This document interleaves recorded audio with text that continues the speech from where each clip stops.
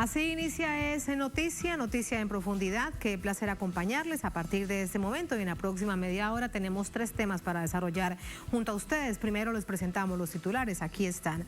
Es noticia de Ecuador, en el 4º día de paro nacional, el magisterio se suma y protesta en todo el país. Exigen la implementación inmediata de la Ley Orgánica de Educación Intercultural.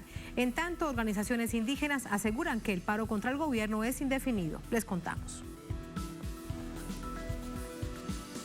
En noticia, Azerbaiyán, el presidente de Venezuela llega a esta nación euroasiática en su 6ª visita de una gira internacional que previamente lo llevó a Qatar. Desde esta nación destacó que la agenda está marcada por un plan de inversiones en sectores como petróleo, turismo, alimentos y comercio. Vamos a verlo. En Noticia Colombia, aunque parezca un mal chiste, el país se debate si habrá o no debate presidencial. Todo por cuenta de una decisión judicial que obliga a realizar un cara a cara antes de la segunda vuelta, que será este domingo. El candidato uribista Rodolfo Hernández, que antes se negaba, ahora dice que sí, pero lleno de condiciones. Vamos a revisarlo. Noticia que así comienza. Bienvenidos, bienvenidas.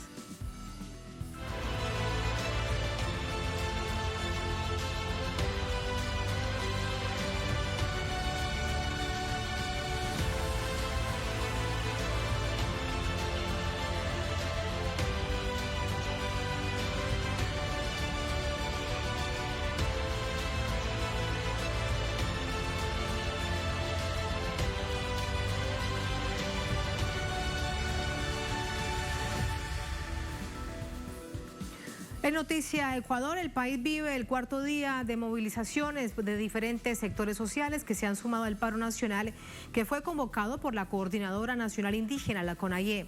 Desde Quito, nuestro corresponsal Henry Pillajo nos ofrece detalles de esta jornada. Al paro nacional que vive el país convocado por la CONAIE se adhieren más organizaciones y sectores sociales que también exigen al gobierno atender sus demandas. Entre ellos se encuentran los integrantes de la Unión Nacional de Educadores y Estudiantes Universitarios.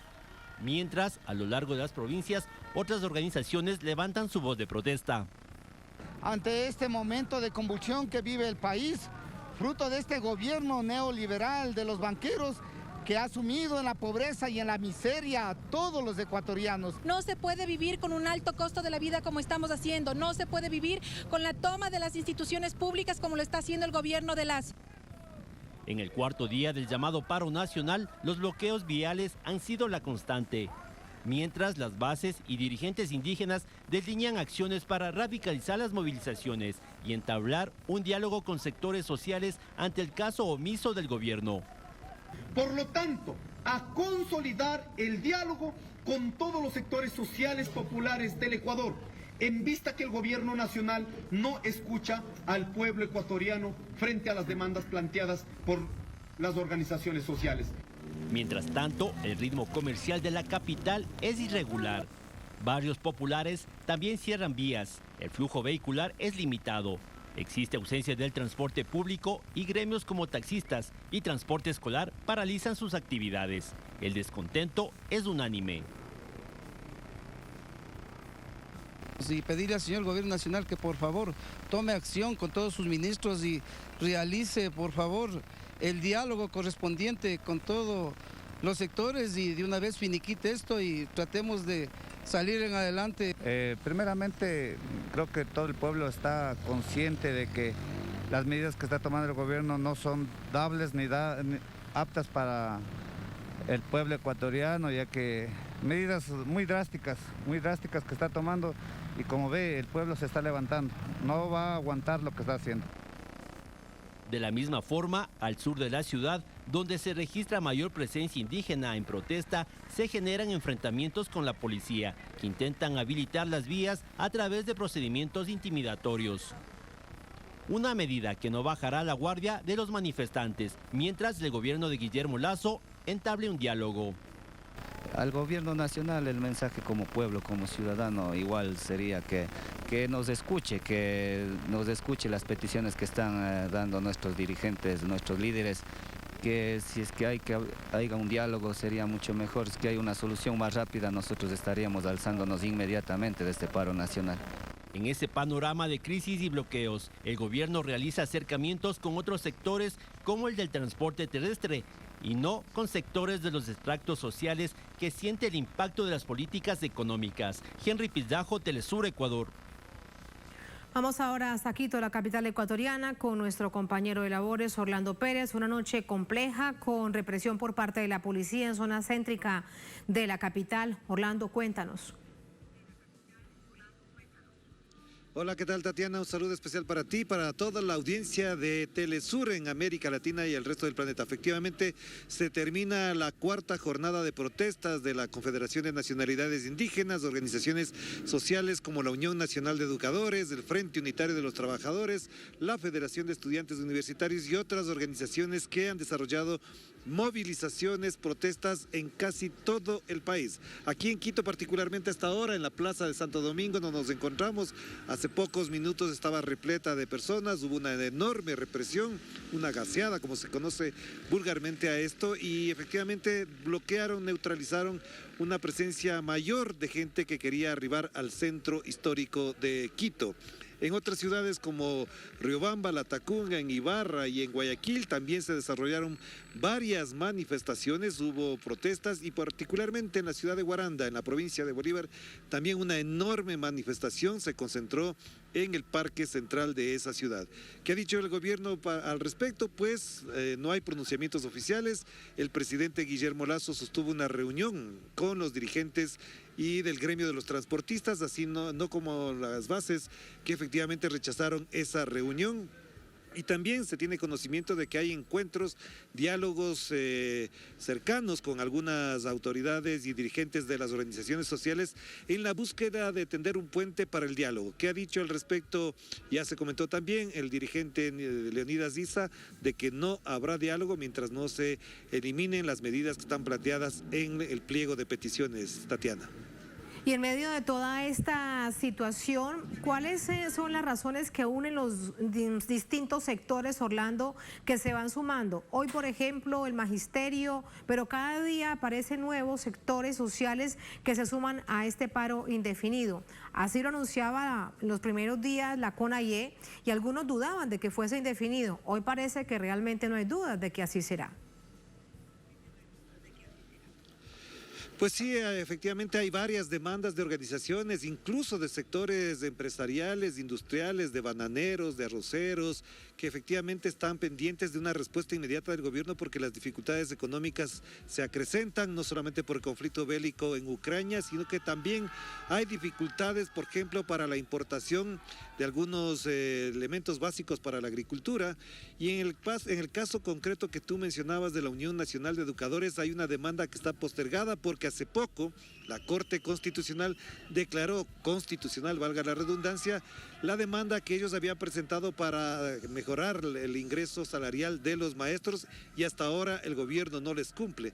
Por otro lado, hay sectores como por ejemplo los choferes, los taxistas, los camioneros que exigen mejores condiciones dada el incremento notable e inusitado de los precios de los combustibles que hacen muy difícil que ellos puedan sostener los fletes para pagar en las mismas condiciones con un precio muy alto. Así que se van sumando otros sectores, se intensifica la lucha, se concentran incluso sectores poblacionales, comerciantes minoristas y estudiantes en las zonas donde se encuentran reunidos incluso algunos manifestantes de los gremios que acabamos de mencionar.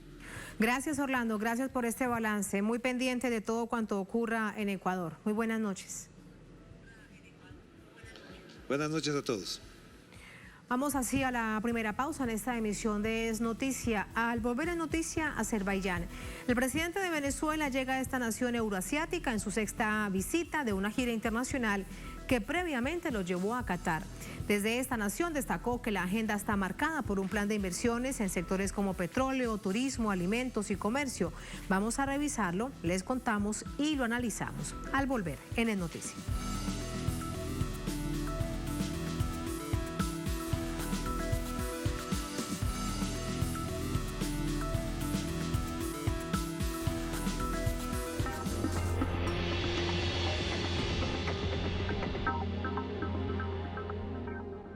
En Conviasa sabemos lo importante que es mover tu negocio. Por eso ofrecemos el servicio Conviasa Cargo. Hoy llevamos tu mercancía a más de 16 destinos internacionales. Con personal calificado y la mejor tarifa del mercado, podrás enviar hasta 90 toneladas. Contáctenos por nuestra página web, correo o el número que aparece en pantalla. Movemos tu negocio siempre a tiempo. Conviasa, nos hacemos cargo. Disfrute desde cualquier lugar del mundo el acontecer deportivo a través de nuestra señal HD, tanto en inglés como en español, gracias a los satélites IS-34 y IS-14. ¿Ya viviste esta nueva experiencia? Conviértete en nuestro fanático número 1 y contacta tu cable operadora y sigue conectado con nosotros. Conviértete en nuestro máximo goleador, porque Telesur siempre da más.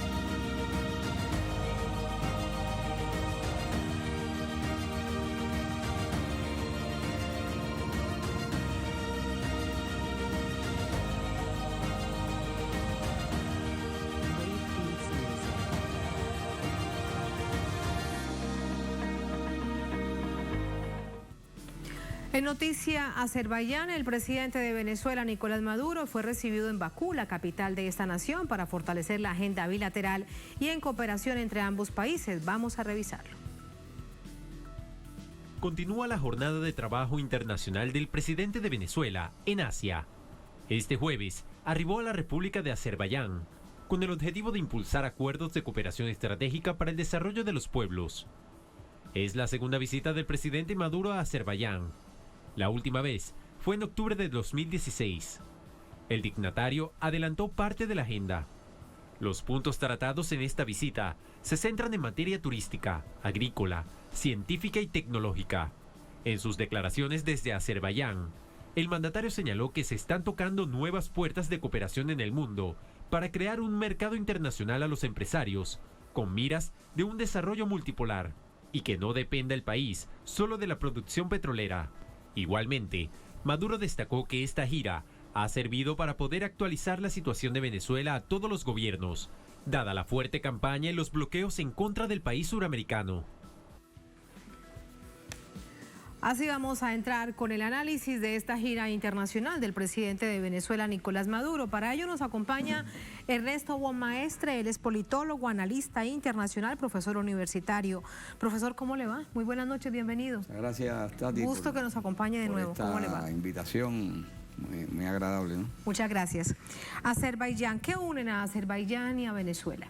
Esta es la sexta visita de esta gira internacional del presidente Maduro. Sí, Azerbaiyán es una pequeña potencia en el área euroasiática, de las más pequeñas, ¿no? Y que forma parte de lo que es el grupo de países de origen turco. Es un país que tiene un prestigio porque es el presidente de los no alineados. El gobierno de Azerbaiyán, que lo termina este año en lo que es el movimiento de países no alineados, que como ustedes conocen, cada 3 años cambian de sede, ¿no? Cambian de sede y Azerbaiyán entrega el bloque de estados más grande dentro de Naciones Unidas. Sí, tiene un significado extraordinario. A veces no se comprende bien, pero tiene una historia de tantos años con una realidad, con un éxito dentro de lo que es ese movimiento tan diverso, de tantas sociedades, tipos de gobierno. Hay monarquías, hay repúblicas, hay democracias, hay países socialistas, y eso es lo que le da, yo creo, que la riqueza de mantenerse. Ellos impulsaron el grupo Los 77, ellos son los que generaron ese grupo que ha tenido un peso importante. Yo creo que por eso es que los Estados Unidos siempre tratan de neutralizar de alguna forma los presidentes prontépores. Azerbaiyán casi no ha podido hacer mucho en los no alineados porque se enfrascó en una guerra con Armenia hace un año atrás. Y bueno, recuperó unos territorios que la ONU había dicho que Armenia tenía que salir de allí, entonces recuperó eso, pero en medio de su presidencia pro tempore. O sea que había que preguntarse cómo fue que ellos se involucraron en eso, ¿no? Para hacer esa gestión dentro de la presidencia. Y así también pasó con Mubarak, que le hacen la revolución de color a Estados Unidos, siendo el presidente pro tempore de los no alineados. Después se lo hicieron a Venezuela. Toda la decisión de Obama cuando hizo la declaración, el decreto, ¿no? Ese indigno, fue en medio de la presidencia pro tempore de Venezuela de los no alineados. Mataron a Indira Gandhi en una forma cuando era presidenta pro tempore de los no alineados. Y así pasó con Hussein también. Saddam Hussein iba a obtener la presidencia. Qué importante esta historia y este recuento que haces, porque también esto señala el espíritu de la gira internacional del presidente Maduro sobre el mundo multipolar, sobre el respeto, el multilateralismo, que ha sido tan quebrado precisamente por parte de Estados Unidos y sus aliados. Las banderas que ha alentado los no alineados, el multilateralismo, que ahora ha sido una bandera. Crearon un día del multilateralismo a instancias de Venezuela. Impulsada por China, por Rusia también, como lo ha expresado varias veces Putin, el canciller Lavrov, de abogar por el derecho internacional, el respeto a los principios del derecho internacional. Yo creo que si se respetan exactamente los principios, se acabarán las guerras. Porque para eso se hicieron, para que se acabaran las guerras, pero el interés de los grupos que producen armas, que producen implementos de guerra, siempre está incidiendo en las decisiones de la Casa Blanca y está pesando ahí mucho, porque además en Estados Unidos matan a un presidente como si nada, ¿no? Y ha pasado en la historia de Estados Unidos. El que no se pliegue a los intereses de esos grupos poderosos que manejan la industria militar. Y ahora, gracias a esta visita que ha hecho el presidente, se va a intensificar más las relaciones entre los tres continentes, entre los cuatro, porque ya hay que hablar de gran parte de Europa dentro de lo que es el mundo del sur. Yo creo que eso es también algo que hay que repensar también.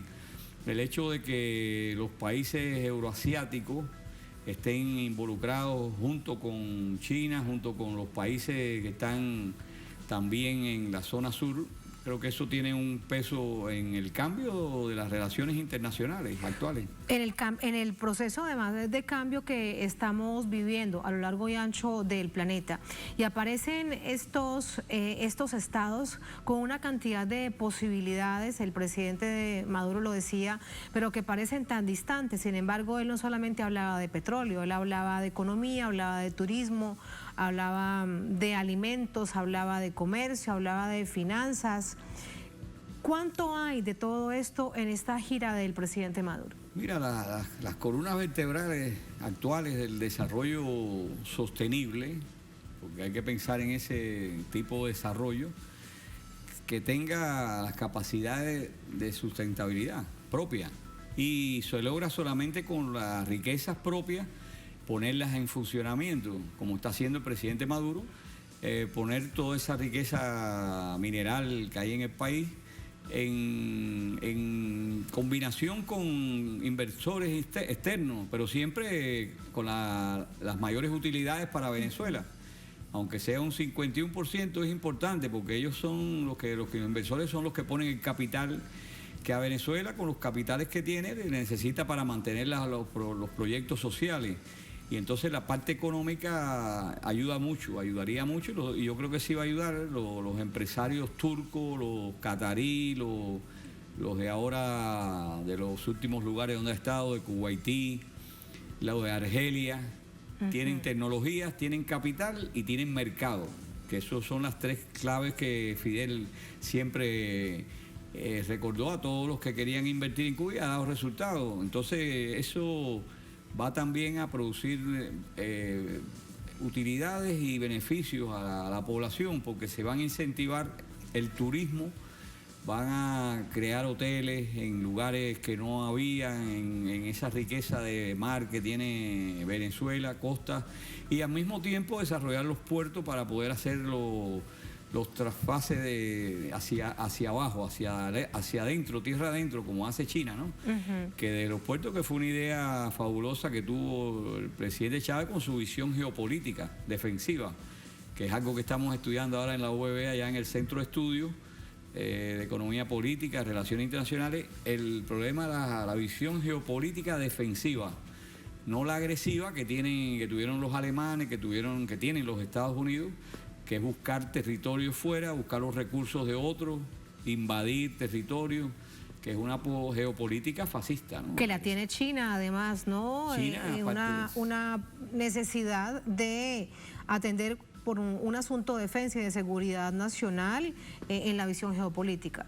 Sí, a todo eso que usted nos dice, profesor, valga decir que se da en el marco de un bloqueo criminal en contra de Venezuela. Sí, una gira desafiante. Toda esta gira está encaminada a contrarrestar el bloqueo que tiene de Estados Unidos, que tiene un conjunto de medidas coercitivas, como hay que llamarle, no sanciones, medidas coercitivas unilaterales e ilegales, porque violan el derecho internacional. Los Estados Unidos no están, esos gobiernos estadounidenses están dispuestos a hacer lo que sea por tratar de mantener un supremacismo que ya no lo pueden hacer, no lo pueden lograr.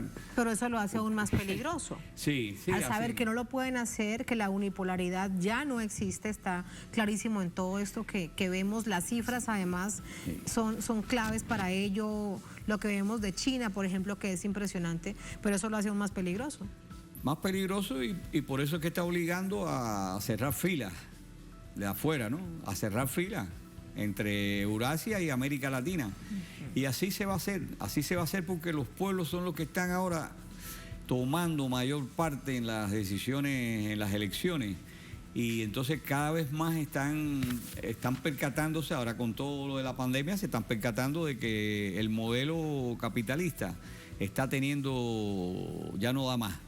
En Estados Unidos se han hecho encuestas donde el 80%, hay encuestas que han dado el 54% de jóvenes que dicen que no quieren el capitalismo.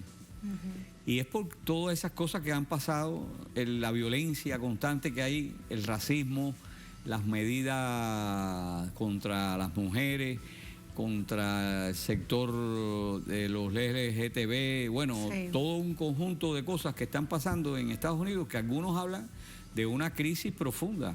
Y es verdad, hay una crisis del sistema político y sobre todo el sistema social. Algunos expertos, de hecho, no sé si usted lo comparte, profesor, dicen que todo este quiebre del poderío de Estados Unidos no va a ser hacia afuera, sino que va a ser una implosión, es decir, va a ser desde adentro, desde las bases. ¿Usted cree que hoy por hoy, en medio de la crisis económica, social que vive Estados Unidos, altísimo nivel de inflación, hoy, por ejemplo, la Reserva Federal sube las tasas de interés como no se veía desde hace 30 años? ¿Cree usted que esa implosión realmente está por darse? La implosión está avisada hace tiempo, ¿no? Yo hace ya algunos analistas que se basaron en problemas tecnológicos.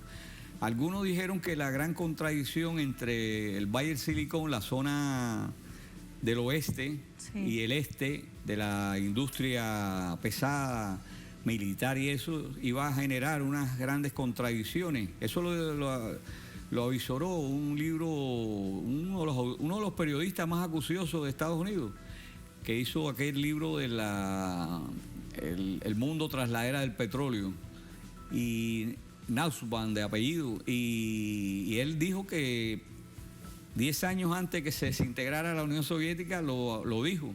Y después viene la implosión de Estados Unidos. Él se basaba en la cuestión tecnológica, pero si uno se pone a observar cómo las distintas administraciones, las últimas administraciones han tratado de detener las bases en que se desarrollaron este Valle de Silicón, haciendo inversiones en China, en ese gran mercado de 1.500 millones de personas. Y eso ha generado muchas contradicciones. Ahora vemos los problemas de Amazon, los problemas de Google, cómo Twitter está siendo apoderada. Y esto es parte de expresiones de estas contradicciones que se dan entre una industria de altas tecnologías y estos que tienen un poder que son capaces hasta de entorpecer a esas otras industrias. Y ahí hay contradicciones entre las clases dominantes, dentro de la clase dominante, pero también contradicciones con el pueblo, porque no pueden resolver los problemas sociales. Tienen 40 millones de gente en las calles, durmiendo en las aceras, con carpas en los parques, y es una situación que esconde Estados Unidos. Sí. Claro, que se esconde porque además los medios de comunicación ayudan a esconder. Para despedirlo, profesor, y volviendo que además este contexto es tan importante y tan interesante para comprender lo que se vive actualmente, las distintas visitas del presidente Maduro. Él decía hoy, ya hemos superado el rentismo petrolero y vamos ahora a todos estos sectores a avanzar, pero llaman además al sector empresarial nacional. Es otro momento también para Venezuela en el relacionamiento gobierno-ejecutivo con el sector empresarial. Es un momento donde ese sector empresarial ha entendido que la revolución es irreversible, que la revolución no tiene forma de pararla. Entonces están involucrándose y forman parte de esa nueva época que está avisorándose, que la ha mencionado el presidente Maduro. Un mundo nuevo y una humanidad nueva en el sentido de que está pensando ya en que las herramientas capitalistas ya no dan para seguir resolviendo los problemas que hay que resolver, familiares, sociales, y entonces se involucran ahora pues los consensos con medidas, mínimos, ¿no?, de vida, el derecho a vida, el derecho a la educación, el derecho a la salud, el derecho a tener una vida digna, que eso es lo que se ha perdido en Europa, por ejemplo, en Estados Unidos. Y el individualismo que genera el capitalismo hace que esos sectores también un poco que se vuelquen, porque tienen que entonces atender bien a sus trabajadores y tienen que compartir con el Estado esa atención mejor a los trabajadores para que puedan crecer, porque de eso se trata en esas corrientes. Entonces, el presidente habló un poco de ese mundo diversificado y de esa economía diversificada, que hay que verla en dos términos: diversificada por los actores que están participando y diversificada por la variedad de cosas que se están haciendo, donde el petróleo empieza a ceder espacio, sin perder de vista que el petróleo es importante para la economía, pero invirtiendo más, haciendo realidad aquello de sembrar el petróleo realmente, ¿no? O sea, que el petróleo sirva para el desarrollo sostenible de la nación. De la nación. De la nación. Con eso lo despido, con esa reflexión, profesor. Gracias, buenas noches. Bueno, gracias a ustedes por esta invitación. Muchas gracias. Así vamos a la última pausa en esta emisión de Es Noticia. Al volver en Noticia Colombia, aunque parezca un mal chiste en el país, en Colombia se debate si habrá o no debate presidencial. Todo por cuenta de una decisión judicial que obliga a realizar un cara a cara antes de la segunda vuelta, que está aquí nomás, es el próximo domingo. El candidato uribista Rodolfo Hernández, que antes se negaba, ahora dice que sí, pero con un sinfín de condiciones. Vamos a ver qué está pasando al volver en Es Noticia.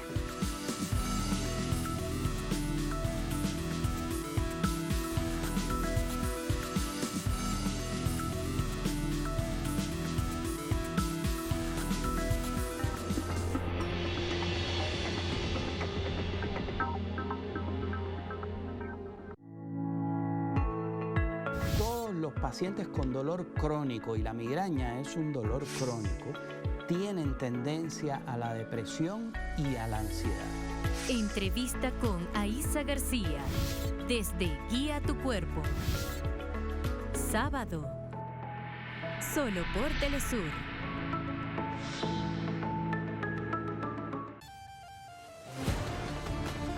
Cada año miles de personas abandonan su tierra para alcanzar nuevos horizontes. Una realidad de pueblos que luchan por su libertad. Conoce las diversas causas de quienes viven entre fronteras. Jueves, solo por Telesur. Contacta a tu operador de cable y pide la señal de Telesur HD, así de sencillo. En inglés se transmite a través del satélite IS-14 para Latinoamérica y el Caribe. Y para nuestros pueblos de habla hispana, el satélite IS-34 en América y Europa. Haciendo más fuerte nuestra huella mundial, porque Telesur siempre da más.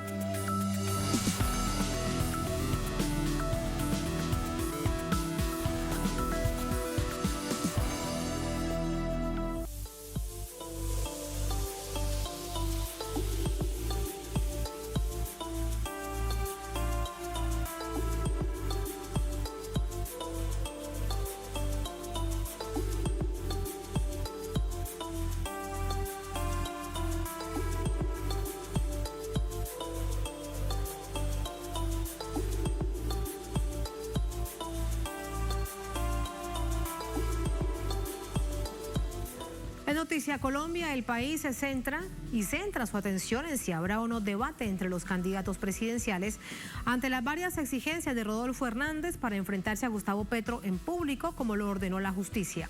De las propuestas programáticas de los aspirantes a la Casa de Nariño, pues poco se habla. La discusión sobre hacer o no el debate presidencial se convirtió en un nuevo elemento de tensión en la campaña presidencial. Imponiendo varias condiciones, el candidato Rodolfo Hernández aceptó acudir a un debate electoral, después de que el Tribunal Superior de Bogotá así lo ordenara, con un fallo a favor de una tutela ciudadana. De acuerdo con la ordenanza, deben comparecer antes de este viernes en un debate televisado de 60 minutos, con transmisión del Sistema de Medios Públicos Radio Televisión Nacional de Colombia, donde aborden sus respectivos programas de gobierno. Para participar, Hernández solicita que dicho encuentro se celebre en Bucaramanga, ciudad de la que fue alcalde, y propuso a varios periodistas para que lo conduzcan. Por su parte, Gustavo Petro dijo que acepta el debate sin condiciones. Denuncia que su contrincante se burla de la justicia, de los medios de comunicación y de los colombianos al querer imponer sus planteamientos. Pero esto es necesario. Si uno no está listo para un debate, no está listo para una presidencia. Pero es necesario un debate. Pues obvio, porque es el derecho del pueblo. Desde el inicio de la campaña, Hernández se ha negado a acudir a los debates, alegando que es un formato que no le deja expresar bien sus ideas. Para las mayorías, es en cambio la oportunidad de conocer y comparar las propuestas programáticas de los aspirantes a la presidencia, más allá de las promesas de TikTok. Más información a esta hora para conocer cómo se da este escenario a solo 3 días de la segunda vuelta presidencial en Colombia. A esta hora nos conectamos con nuestro corresponsal en esta nación, Hernán Tovar, quien se encuentra en Bucaramanga, la ciudad natal de uno de los aspirantes en contienda, el uribista Rodolfo Hernández. Hernán, ¿con qué escenario, con qué ambiente te encuentras en Bucaramanga? Buenas noches. Tatiana, televidentes, muy buenas noches. Pues él fue alcalde de esta ciudad, por tanto, digamos, este es un fortín político. Tuvo una votación de más del 50% del total electoral en esta ciudad, que asciende más o menos a 500.000 personas en el censo electoral. Aquí las opiniones, efectivamente, en la calle, por el sondeo que hemos podido realizar, pues las personas aspiran a que el presidente de la República sea Rodolfo Hernández, un colega, un ciudadano de la ciudad de Bucaramanga y pues un ciudadano pues de Santander. Ellos aspiran también pensando con el sentimiento ese regionalista que a veces nos roza a los colombianos, para que sea un representante de este departamento el que llegue a la presidencia. Para otros, un grupo más pequeño, el presidente, ya por sus propuestas y porque no tiene tacha en su recorrido como político, debería ser Gustavo Petro. Pero se siente un ambiente en la calle de tensión, se siente un ambiente en la calle sobre todo de expectativa frente a las próximas elecciones. Digamos que la mayoría de los ciudadanos aquí van a optar por inclinarse a Rodolfo Hernández, que pues es oriundo de Piedecuesta en este departamento, y pues fue concejal en ese municipio, y pues entre el año 2016 al 2019 fue alcalde de esta ciudad. Para los sectores sociales, algunos sectores alternativos, algunos sectores de los sindicatos, pues de la alcaldía de Rodolfo Hernández no fue la mejor, dejó obras inconclusas, se le está investigando y es bastante cuestionado por sus investigaciones en materia de corrupción, también en materia de salud, educación, en materia de represión y persecución contra los líderes sindicales. También hay bastantes cuestionamientos a este candidato de la República. Esperamos, vamos a estar muy atentos al desarrollo de las votaciones el próximo 19 de junio en esta ciudad, la capital del departamento de Santander, Tatiana. Hernán, y para despedirte, ¿qué se sabe? ¿Habrá o no debate como lo exige la justicia en Bogotá, el Tribunal de Cundinamarca? Porque pareciera que la cosa está pues bastante enredada y solamente quedan 72 horas para realizar ese debate, si es que se da.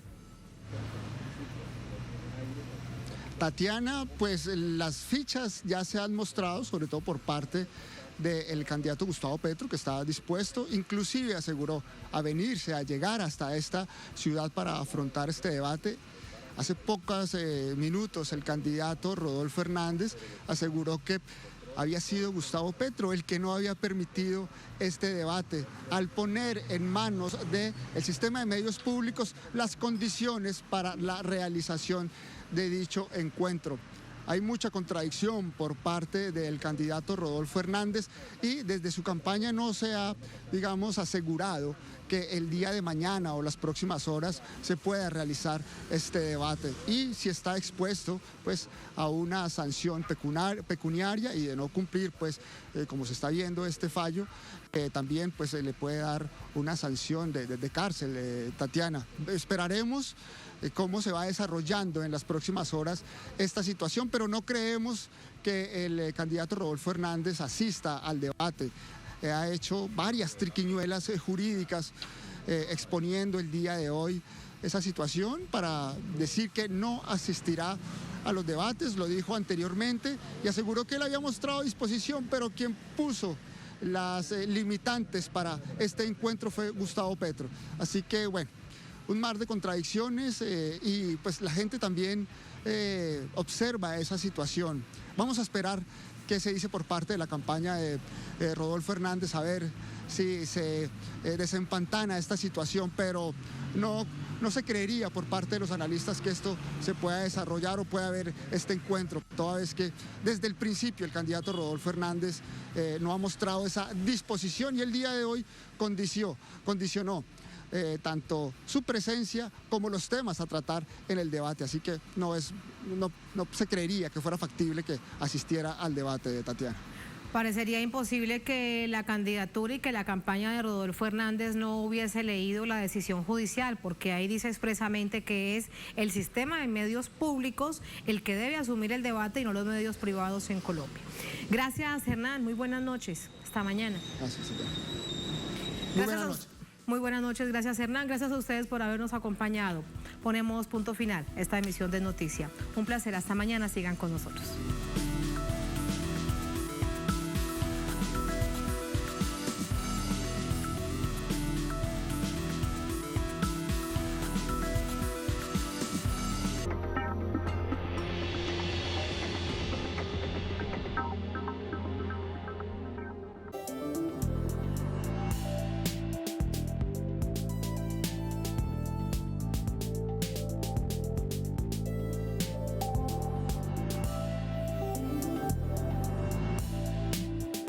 Bienvenidos y bienvenidas a Enclave Política. El Ecuador de la presidencia de Guillermo Lasso no se entiende si uno se ajusta al relato político de la prensa oficialista y de algunos supuestos generadores de opinión. En cambio, las cifras de la economía, de la migración, de la inseguridad y de la situación social solo nos dice que hay una crisis sistémica producto de un modelo neoliberal que hasta el propio presidente estadounidense Joe Biden considera que no tiene sentido ni futuro. ¿Por qué ocurre todo esto en Ecuador? De esto, efectivamente, queremos conversar con el analista y economista Pablo Dávalos. Qué gusto tenerte acá de nuevo, Pablo. ¿Cómo estás? Gracias por la invitación. Un saludo muy cordial a ti y a través tuyo a todas las personas que están con nosotros. En América Latina quizás no se conoce a fondo, pero el día de ayer circuló una encuesta en la que el presidente ya recibe una calificación de 80% de mala y muy mala. Esto con lo que acabo de mencionar, ¿qué le dice a América Latina de Ecuador? Bueno, y aparte de eso, esa encuesta se realizó antes que en el Ecuador se susciten los eventos que son públicos, que tienen que ver con la movilización indígena. Es decir, estamos hablando de un presidente, en el caso de Ecuador, que prácticamente no tiene capital político. Sus índices de credibilidad y de legitimidad son mínimos, probablemente alrededor del 10-12%. Sí. Y estamos en el primer año de gobierno, estamos en la transición del primer año al segundo año de gobierno. Que esos índices los tenga un presidente cuando ha terminado su mandato son relativamente normales, luego de que la sociedad evalúa lo bien o lo mal que haya hecho, pero cuando recién empieza significa que ese gobierno no tiene la capacidad de entender la política, porque además hay un dato que me parece interesante. Ecuador ha tenido en estos últimos años un excelente comportamiento a nivel macroeconómico. Así es. Es decir, el presidente Guillermo Lasso no tiene, si tú quieres, los justificativos para avalarse en una crisis económica que le redujo su margen de maniobra. Porque, en primer lugar, había planificado para el presupuesto nacional un petróleo de alrededor de $59. Y el petróleo se vende sobre los $100. Claro, claro. Segundo, había planificado un déficit fiscal, pero producto de medidas económicas, la recaudación fiscal se incrementó en un 30% con respecto a lo esperado a este año. Significa que en los primeros meses de este año resolvió el déficit fiscal. Es decir, que en esas condiciones un gobierno tendría dos cosas: iniciativa política y margen de atender los problemas sustanciales de la sociedad. Fíjate lo que estamos viviendo. La organización indígena que lleva adelante un levantamiento nacional anticipó con un mes que iba a llevar adelante estas movilizaciones. Dijo: el 13 de junio vamos a llevar movilizaciones nacionales, territoriales e indefinidas. Así es. Nunca en ese lapso jamás recibieron una llamada del ministro de Gobierno, jamás una propuesta de diálogo. Esperaron que finalmente exploten los eventos, esperaron que se produzcan los acontecimientos y ahora empiezan a culparle a la organización indígena. Pero tuvieron tiempo para resolver eso. Tuvieron, si tú quieres, todas las posibilidades para articular mecanismos de diálogo, porque el pedido que hace además la organización indígena es un pedido absolutamente coherente y racional y que tiene consenso. Por decirte que se generen políticas públicas para la seguridad ciudadana y se eviten los robos, los asaltos, el sicariato. O sea, ¿quién puede estar en contra de eso? Pero se llega a este momento, Pablo, porque además hay que considerar que el año anterior no necesariamente las cosas le iban bien, porque la crisis carcelaria, la crisis de inseguridad ya generaba un descontento y sobre todo miedo. Pero a eso hay que sumar algunas cosas más que me parece que para hacer este diagnóstico es importante tenerlo en cuenta. Más de 100.000 ecuatorianos se han ido de este país. Más de 80.000 personas no pueden acceder a las universidades. Es decir, tenemos datos que son alarmantes y la lectura del gobierno en ese sentido, ¿cuál es? Sí, no tiene lectura. ¿Por qué no tiene lectura? Porque creo que el punto de inflexión que explica el comportamiento de la política y de la economía del Ecuador con respecto a América Latina está en marzo del año 2019. En marzo del año 2019, Ecuador retorna al Fondo Monetario Internacional. La última vez que había suscrito un acuerdo con el Fondo Monetario fue en 2003, y ese acuerdo con el Fondo Monetario le costó la presidencia a Lucio Gutiérrez. Así es. En el año 2019 se retorna al Fondo Monetario y el Fondo Monetario viene con toda la artillería, viene con todo un andamiaje, si tú quieres, para destruir la economía del Ecuador. A partir de 2019, en octubre de ese año, se produce una manifestación potente en contra del Fondo Monetario Internacional, en contra de las medidas del Fondo Monetario Internacional. Ese acuerdo con el fondo se cae en octubre de 2019, pero Lenín Moreno aprovecha la coyuntura de la pandemia